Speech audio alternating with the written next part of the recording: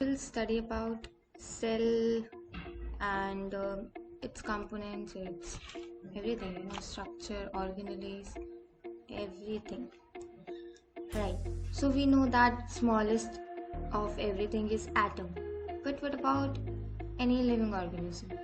So suppose I'm taking a complex organ.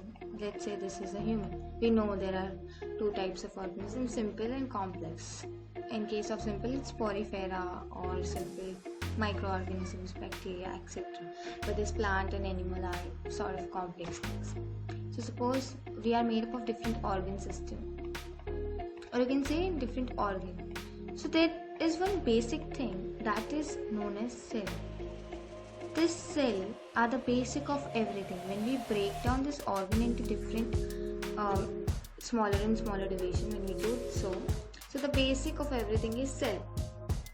So cell is fundamental unit of life. Suppose this is my glass और इसको मैंने break किया.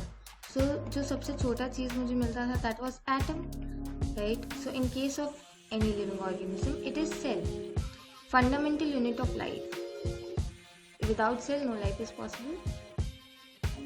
Also, there are some of the theories behind cell that they exist from pre-existing cells. Like suppose this is my cell 1. So, कुछ time के बाद it will divide into 2. Right? So, this division gives rise to 2 new cells. Right? Only science where division and multiplication means the same. Biology. So, क्या हुआ? यहाँ पर एक cell है, इसमें 2 cell divide हो गए and now 1 cell 2 में divide हो गया. So basically new cell formed. So cell exists from pre-existing cell. कुछ important components of cell. Suppose this is my cell. Right? Cell means fundamental unit of life. और जो battery में डलती है हम उसकी बात नहीं कर रहे हैं. Cell. So suppose this is my cell. So इस cell की ये जो black color की boundary बनाई, that is cell membrane. Right? और इस cell के अंदर जो एक जेली लाइक स्ट्रक्चर होता है, लिक्विड होता है, इसको हम साइटोप्लाज्म बोलते हैं. And then this nucleus is the main organ. ये क्या करता है? सारे ऑर्गन का फंक्शनिंग को चेक करता है. It's basically main organ. Suppose ये मेरा एक घर है. सो इस घर की जो वॉल्स हैं, जो बाउंड्रीज है, इसको हम बोलेंगे सेल मेम्ब्रेन. अब इस घर के अंदर टाइल्स हैं या जो फ्लोर है वो क्या कर रहा है? हमें हम सबको होल्ड कर रहा है. सब मीन्स जो भी वहाँ पे ह्यूमन बीइंग रहते हैं उनको, या तो फिर जो भी वहाँ पे मटीरियलिस्टिक थिंग्स हैं, for example bed, sofa, television, table etcetera, उन सबको होल्ड कौन कर रहा है? फ्लोर. सो हम उस फ्लोर को एज ए साइटोप्लाज्म बोल सकते हैं. So that floor is cytoplasm. Now अब सपोज ये देयर इज अ किचन. इस किचन का काम क्या है? फूड प्रोवाइड करना. फूड, एनर्जी जिसकी वजह से हम सब रह पा रहे हैं. सो बेसिकली हम उसको न्यूक्लियस बोल सकते हैं. No, nucleus don't cook food. It's just for your understanding. So now the next thing is plasma membrane. Next means we will discuss about plasma membrane in bit detail. So suppose this is my cell. So इसकी ये जो outermost covering है, इसको हम plasma membrane बोलते हैं. So ये plasma membrane जो है ना, वो लिपिड्स एंड प्रोटीन से बनती है. Lipids and protein, lipoprotein, lipids and proteins, right. And इसका काम क्या होता है? ये कवरिंग प्रोवाइड करती है. It's basically a cover for cell. Protects the cell. It maintains homeostasis. Suppose यहाँ पे जो दूसरी सेल्स हैं उनके कंपोनेंट्स मिक्स ना हो जाए इस सेल के साथ, तो वो भी मेंटेन करती है. Maintains the individuality of the cell. Also अगर इस सेल के अंदर कुछ आ रहा होता है, कुछ बाहर जा रहा होता है, तो वो भी प्लाज्मा मेम्ब्रेन ही कंट्रोल करती है. Basically it's a channel for transport. So ये transport within plasma membrane या ट्रांसपोर्ट थ्रू प्लाज्मा मेम्ब्रेन हम दूसरे वीडियो में डिस्कस करेंगे. फॉर नाउ जस्ट अंडरस्टैंड कि प्लाज्मा मेम्ब्रेन किससे बनती है. That is lipids and proteins. इसका फंक्शन क्या होता है? Covering, protection, maintains individuality, maintain homeostasis and ये सारी चीज़ें. So see okay. So this plasma membrane is selectively permeable. Suppose this is my plasma membrane. ये सिर्फ उन्हीं चीज़ों को अंदर आने देगी जो इसको पसंद होंगे या जो सेल को पसंद होंगे. So basically it's selectively permeable. Right, so suppose this is my cell, so this will allow only some selective particles or substance to come within it. मतलब कुछ चीज़ों को अलाउ करेगी, कुछ को नहीं. So it is permeable but selectively. अगर मैं एक घर का गेट, so मैं सिर्फ उन्हीं इंसानों को अंदर आने दूँगी जो मेरा ओनर बोलेगा कि ओके इसको आने दो. So basically that is it. It is selectively permeable membrane. Plasma membrane के ट्रांसपोर्ट होते हैं different types, that is active, passive, bulk, diffusion. ये हम दूसरे वीडियो में कवर करेंगे. Now cytoplasm. सी सपोज अगर ये मेरी सेल है, हमने इसको अभी जस्ट थोड़ा सा पढ़ा था, एंड इस सेल के अंदर एक जेली लाइक स्ट्रक्चर होता है. सो साइटोप्लाज्म क्या है? Jelly like structure in cell जिसके अंदर सारी ऑर्गेनलीज रहती हैं. Okay, for better understanding let's take, ये मैंने एक बकेट ली, इट इज ठीक है, और इसमें मैंने पानी फिल कर दिया. बेसिकली पानी, सपोज होली का टाइम है तो मैंने कलर एंड वो सब फिल कर दिया. सो ये पानी तो नहीं है, पानी में कुछ ऐड कर दिया, सो हम इसको कुछ और लिक्विड बोलते हैं. उस पर मैंने क्या किया, डिफरेंट कलर्स के बलून डाल दिए, होली वाले बलून्स, राइट, बलून्स भी डाल दिए, और इसमें पिचकारी भी पड़ी हुई है. सो सी हमारा ये जो पानी है ये क्या कर रहा है, सारी चीज़ों को होल्ड कर रहा है. सारी चीज़ें एज ए बैलून्स और जो गन है वो पिचकारी व्हाटएवर. सो ये जो पानी है ये काम कर रहा है as a cytoplasm. So cell में भी वही चीज़ है. यहाँ पर एक जेली लाइक स्ट्रक्चर है जिसके अंदर डिफरेंट ऑर्गेनलीज होती हैं, राइबोसोम्स होते हैं, ये सब होता है. सो साइटोप्लाज्म का बेसिकली यही होता है. सो इसके कंपोजिशंस में क्या आ जाएगा, बेसिकली ऑर्गेनलीज. इसका फंक्शंस क्या होता है, ये क्या करता है, यहाँ पे सारी मेटाबॉलिक प्रोसेसेस हो रही होती हैं, सारे रिएक्शंस होते हैं. So it is the set of all the metabolic process. यहाँ पे एक्सचेंज ऑफ मटेरियल होता है. सपोज यहाँ न्यूक्लियस है और यहाँ माइटोकॉन्ड्रिया, ऐसा कुछ है जो माइटोकॉन्ड्रिया के पास है, जो न्यूक्लियस को चाहिए. सो यहाँ पे एक्सचेंज चल रहा होता है. So basically cytoplasm is also simple. Cytoplasm cell organelles होती हैं, इसके अंदर इसके फंक्शंस होते हैं कि ये मेटाबॉलिक एक्टिविटीज़ कंडक्ट करे, यहाँ पर रिएक्शंस हो रहे होते हैं, that is metabolic activities. Exchange of material हो रहा होता है फ्रॉम साइटोप्लाज्म के थ्रू, एंड यहाँ पे डिफरेंट न्यूट्रिएंट्स, एंजाइम, ये सभी प्रेजेंट होते हैं. राइबोसोम्स ऐसे ही फ्लोट करते रहते हैं cytoplasm. So it is a dancing queen. It's a thick jelly like substance. It's looking good. This is the endoplasmic reticulum. This is the mitochondria, see, and this is the cute cytoplasm. अब हम हर एक organelles को पढ़ेंगे. Different organelles होती है. एक cell है, cell के अंदर क्या क्या है. सपोज एक न्यूक्लियस जो कि सारा काम करता है, उनका सारे फंक्शनिंग को कंट्रोल करते हैं. As in head of your house, आपके घर का हेड कौन है, आपके पेरेंट्स, मदर एंड फादर. तो वो आपको कंट्रोल करते हैं, नॉट कंट्रोल बट आपकी फंक्शनिंग को चेक करते रहते हैं.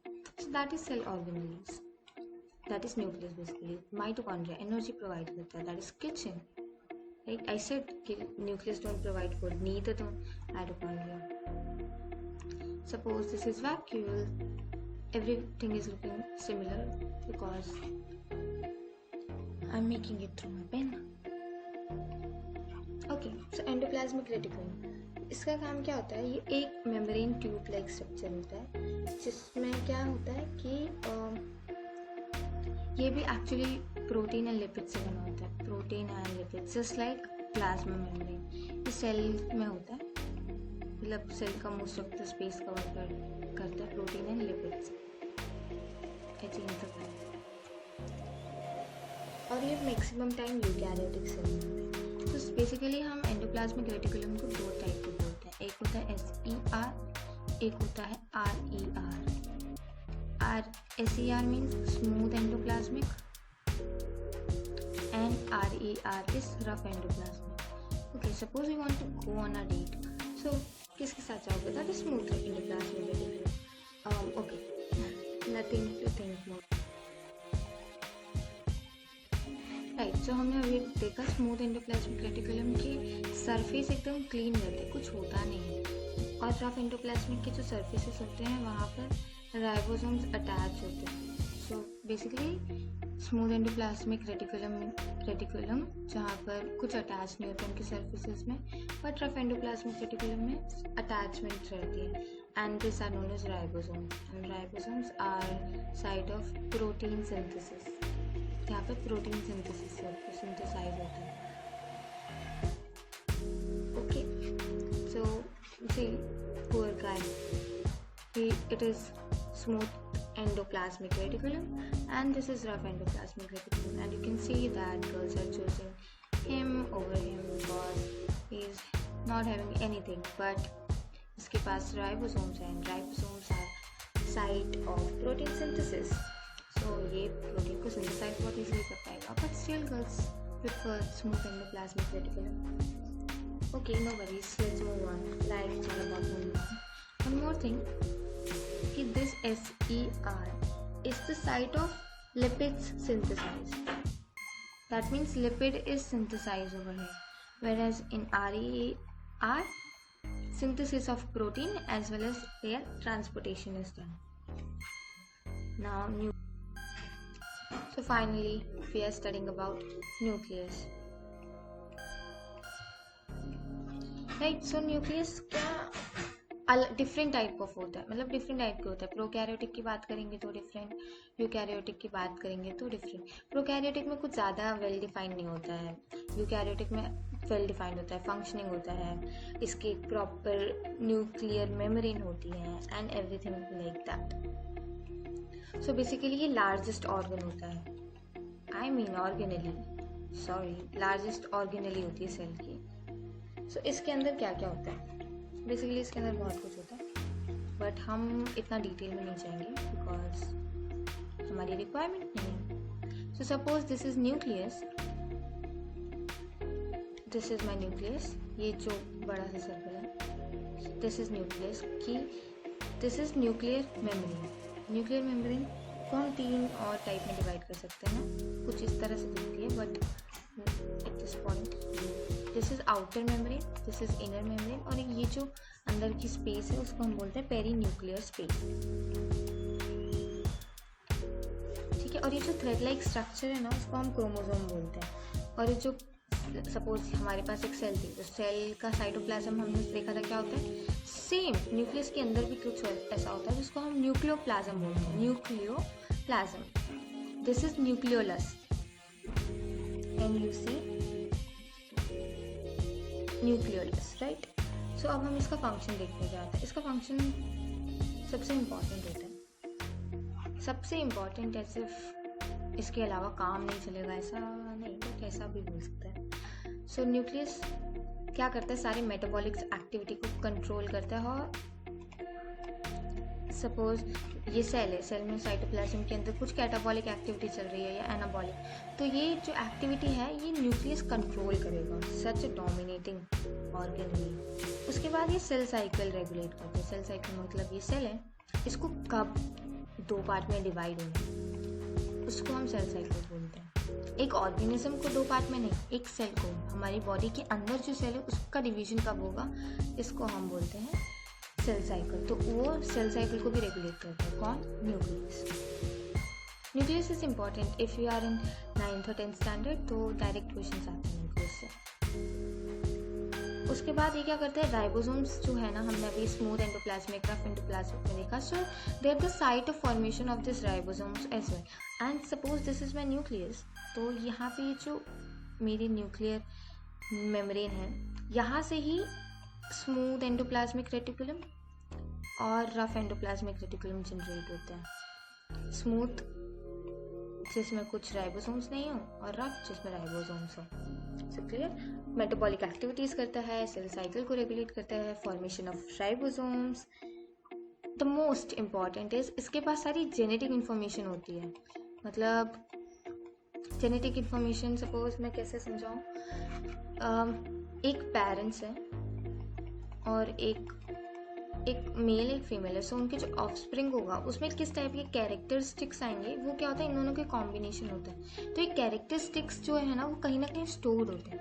वो स्टोरेज का काम न्यूक्लियस करता है. न्यूक्लियस के अंदर देयर इज डीएनए जो ये सारी जेनेटिक इन्फॉर्मेशन, बहुत ही इंपॉर्टेंट इन्फॉर्मेशन स्टोर करके रखता है, जो वन जनरेशन से अनदर जनरेशन में पास हो. सो हेरिडिटरी मटेरियल या जेनेटिक मटेरियल रखता है अपने पास न्यूक्लियस. सो अगर सेल में से कुछ चोरी करना हो किसी चोर को, तो क्या चोरी करेगा, न्यूक्लियस. क्यों, उसके पास सारी इन्फॉर्मेशन. कौन सी इन्फॉर्मेशन, जेनेटिक इन्फॉर्मेशन. इनके अंदर क्रोमोसोम्स भी होते हैं. हम क्रोमोसोम्स इतना डिटेल में नहीं पढ़ेंगे, बट ये कुछ इस तरह से होते हैं, दिखता है फूल के 4 पंखुड़ियाँ, कुछ इस तरह से होते हैं. इनके शेप, इनके साइज, इन सब इनके location of this centro chromosome के हिसाब से इनको हम डिफरेंट नाम भी देते हैं. बेसिकली डीएनए प्रोटीन से बनते हैं. Your nucleus, you must be very important part of the cell. बहुत घमंड भी होगा ये सेल. देन ये जो पर्पलिश कलर में दिख रहा है ना, ऐसे ऐसे ऐसे, इसको हम डीएनए बोलते हैं. और एक डीएनए के सपोज ये 3 पार्ट, ये कुछ स्पेसिफिक पार्ट है, इसको हम जीन्स बोलते हैं. राइबोसोम्स इंटरेस्टिंग, ये सबसे क्यूट पार्ट है, सबसे छोटा and cute to understand, right. तो राइबोसोम्स कहाँ से जनरेट होते हैं, जस्ट हमने देखा न्यूक्लियस से. तो राइबोसोम्स का काम क्या होता है, सी ऑन एन एवरेज राइबोसोम एक डॉट की तरह दिखता है, बट राइबोसोम्स का थोड़ा सा स्ट्रक्चर अलग होता है. Just let me make it. नीचे कुछ ऐसा होता है एंड देन ऊपर थोड़ा सा गंदा लग रहा है, बट इसी फॉर्म में होता है. अगर प्रोकैरियोटिक का, if you are in 9th or 10th standard you can skip this part, right. Just this ribosome. Prokaryotic cell है तो उसके 2 यूनिट होते हैं. First one is 50 years and second one is 30 years. और अगर ये यूकैरियोटिक सेल का ribosome है तो first one will be 60 years और second one will be 40 years.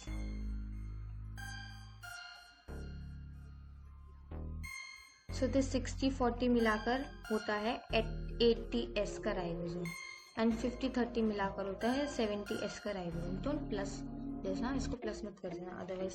इसका सिंपल सा फंक्शन होता है एंड दैट इज कि ये प्रोटीन को सिंथेसाइज करता है. सिंपल सा फंक्शन, प्रोटीन सिंथेसिस. तो हम इसको क्या बोल सकते हैं, प्रोटीन फैक्ट्री.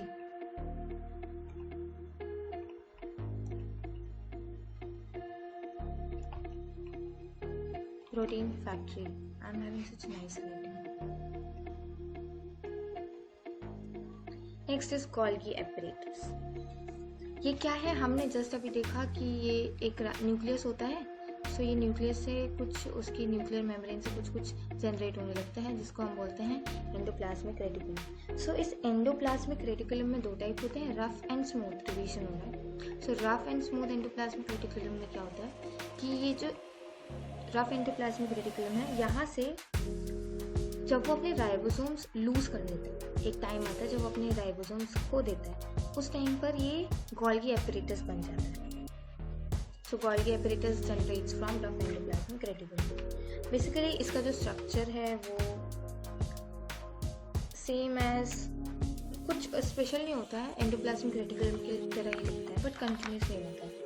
इसके फंक्शंस क्या होते हैं, ये कोई भी मटेरियल है उसको पैक करता है. सपोज एक ऑर्गेनेली से दूसरे ऑर्गेनेली तक पहुंच जाए, उसके लिए पैकेजिंग, ट्रांसपोर्ट, कुछ सिंथेसाइज भी कर देता है. सिंथेसाइज भी करता है. सच एज, किसको सिंथेसाइज करता है, सपोज यहाँ पे एक सर्कुलर फॉर्म का कुछ वेसिकल आ रहा है, तो उस वेसिकल को सिंथेसाइज करेगा. अब ये हो गया हमारा लाइसोसोम.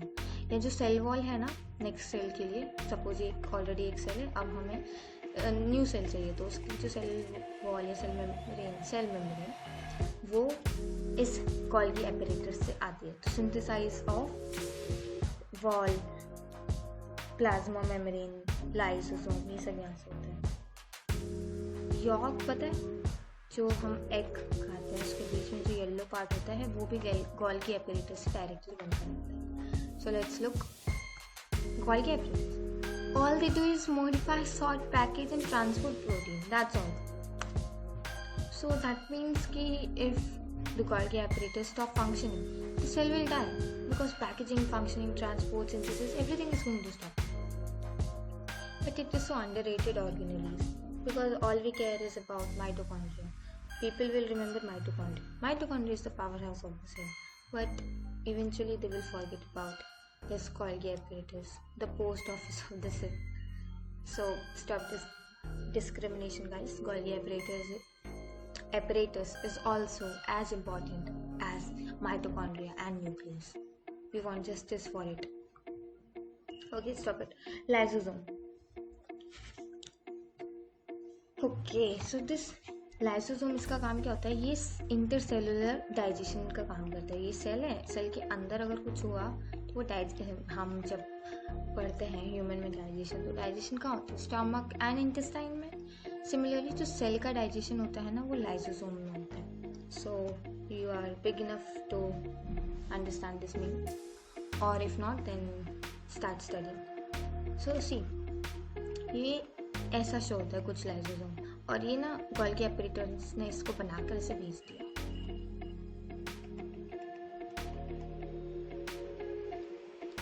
राइट, तो ये गोल्गी एपरेटस से आया और ये लाइसोसोम है.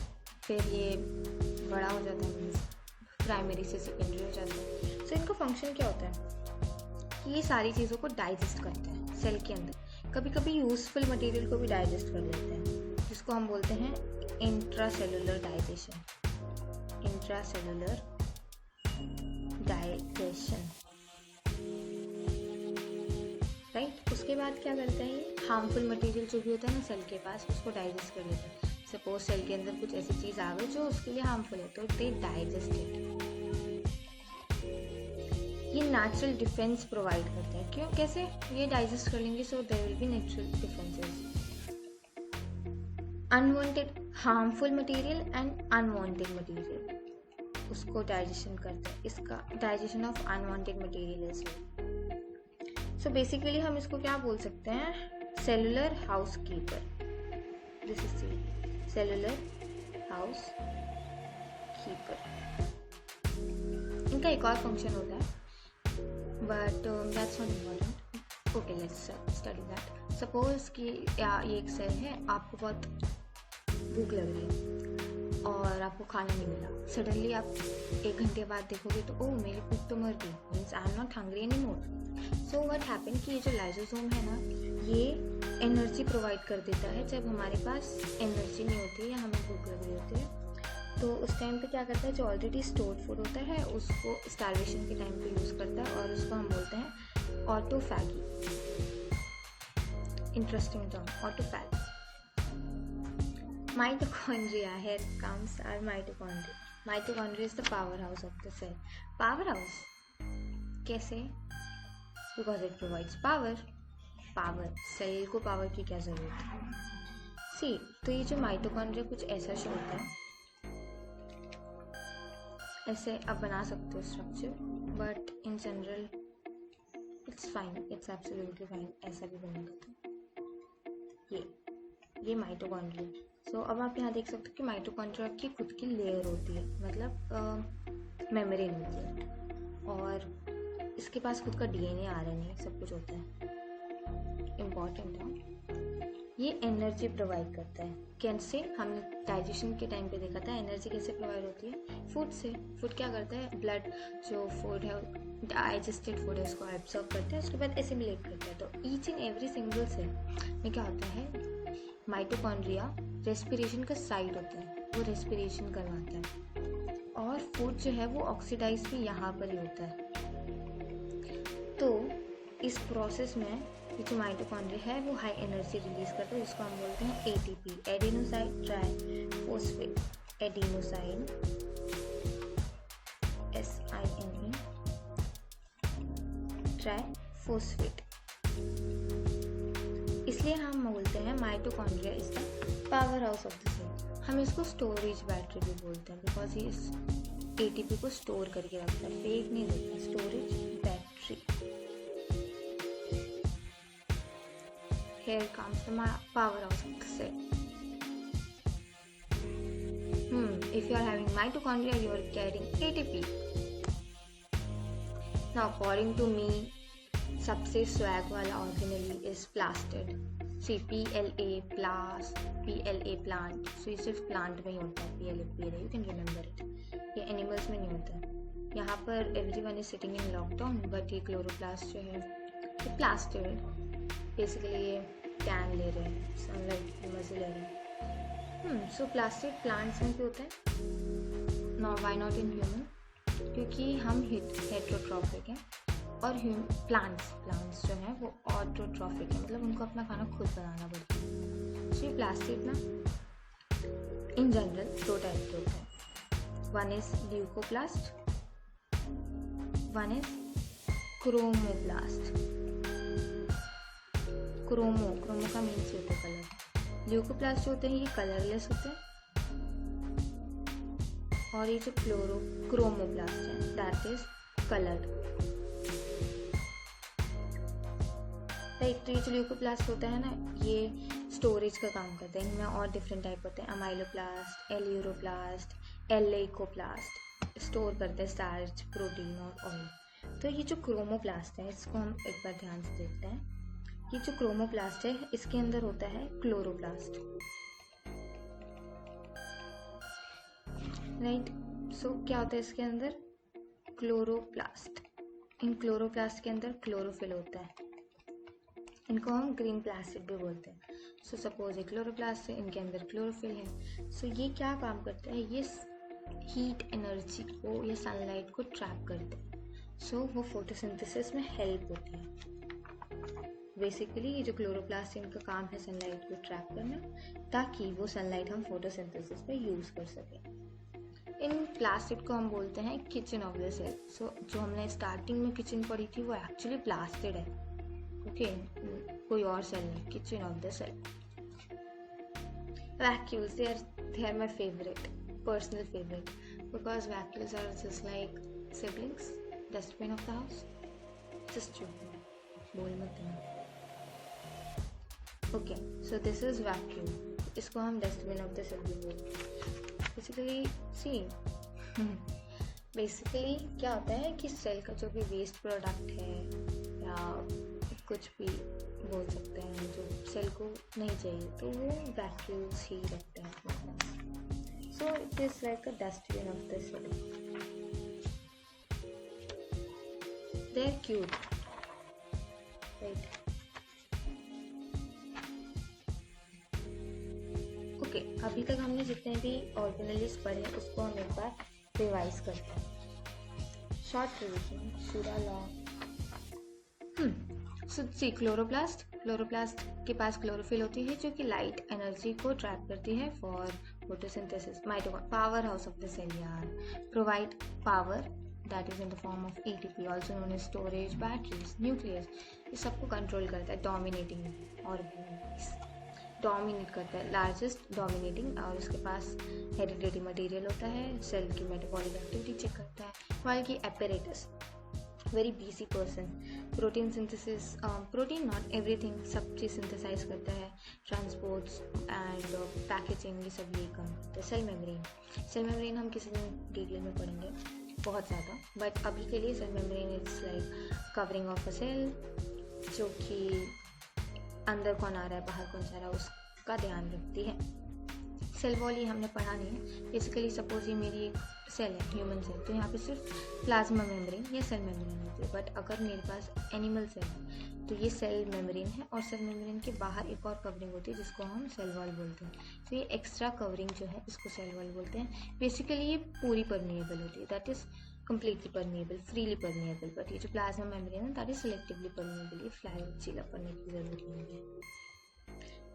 If organelles could talk, what will they say? Let's look. This is also a sort of revision for you. See, this is nucleus. It is very dominating, and you can say कितना aggressive show हो रहा है. He is saying everyone do what I say. मैं जो बोलता हूँ वही सब करता है. Of course, ये सब कुछ कंट्रोल करता है मेटाबॉलिक एक्टिविटीज एंड ये सब। और यहाँ पे ये endoplasmic reticulum rough as well as smooth. तो इनका काम क्या है, प्रोटीन को सिंथेसाइज करते हैं, फैट को सिंथेसाइज करते हैं, कुछ हार्मोन्स स्टेरॉइड्स इन सबको सिंथेसाइज करते हैं। You guys be quiet, I have so much work to do. Okay ठीक है, यू जस्ट देख लो आप अपना काम आराम से। दिस वॉल के operators they are just like mother of the house. इनको ना काम ही करना होता है, मतलब फ्री नहीं हो पाते। They need a break but मिल नहीं पाता उनको, कुछ ना कुछ आ ही जाता है कि ठीक है अब सारा काम खत्म। ओह शिट, मैं इसको बढ़ा देती हूँ। Oh shit, I need to fill the water, I need to water the plants. ऐसे मम्मियों को जिससे बहुत काम आ जाता है ना, वैसे कॉल्गी ऑपरेटर्स कभी फ्री नहीं होता है, so they are exhausted, they need break. And mitochondria इन सबको बोल रहा है बेसिकली न्यूक्लियस को अप्लाई करें। Okay everyone do what you say, but energy तो मैं ही देता हूँ ना। So basically mitochondria like you can say food in our daily life. Food energy देते हैं, तभी हम इतना बोल पा रहे हैं, कुछ भी कर रहे हैं। लाइसोसोम्स खुद से ही डरते हैं because you know they digest everything. So he is saying everything I touch I destroy. He might be guilty for this. And this cute thing is vacuole. Basically सारा कचरा इसमें ही डाल देते हैं। So vacuole he is feeling quite fulfilled. Okay, no worries. That's it for today's. I hope you enjoyed.